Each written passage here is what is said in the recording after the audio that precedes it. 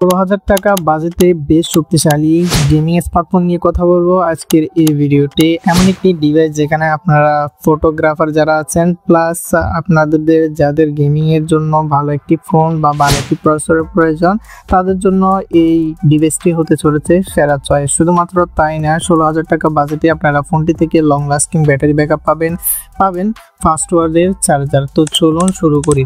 ফোনটির ডিসপ্লে সেকশনে 6.72 ইঞ্চির IPS LCD ডিসপ্লে থাকবে, HD+ এবং 90Hz রিফ্রেশ রেট সাপোর্ট করবে, যার ফলে আপনার স্ক্রলিং প্লাস গেমিং অভিজ্ঞতা বেশ ভালোই হবে এবং ভিজুয়াল এক্সপিরিয়েন্সও হবে।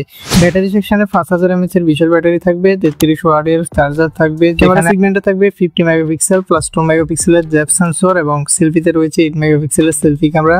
দিক থেকে মিডিয়াটেক 6020 প্লাস চিপসেট ব্যবহার করা হয়েছে, যেটাকে আমরা হাই লেভেলের গেম প্রসেসর বলে থাকি, যেখানে আপনারা ফ্রি ফায়ার বলেন, কল অফ ডিউটি বলেন, সেই গেমগুলো হাই সেটিংসে বেশ স্মুথলি রান করাতে পারবেন।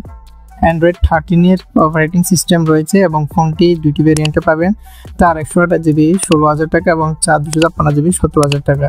সো যেহেতু আপনারা গেমিং করবেন তাই আমি আপনাকে সাজেস্ট করব ফোনটির 256GB ভেরিয়েন্টটা নেওয়ার জন্য। ফোনটির অন্যান্য ফিচার্সের মধ্যে 5G সাপোর্টেড থাকবে, ফোনটিতে স্টোরেজ স্পিকার রয়েছে, NFC সাপোর্ট রয়েছে, যেখানে আপনি ভালো ফিচার সমৃদ্ধ একটি ফোন পেতে যাচ্ছেন এই বাজেটের মধ্যে। কথা বলছি আমরা OnePlus Nord N30 SE এই ডিভাইসটি নিয়ে। তো পরিশেষে একটাই কথাই বলবো, আপনি যদি 16,000 টাকা বাজেটে ভালো একটি স্মার্টফোন নিতে চান তাও আবার গেমিং, তাহলে এটি আপনার জন্য পারফেক্ট হবে। হচ্ছে নতুন কোনো ভিডিওতে।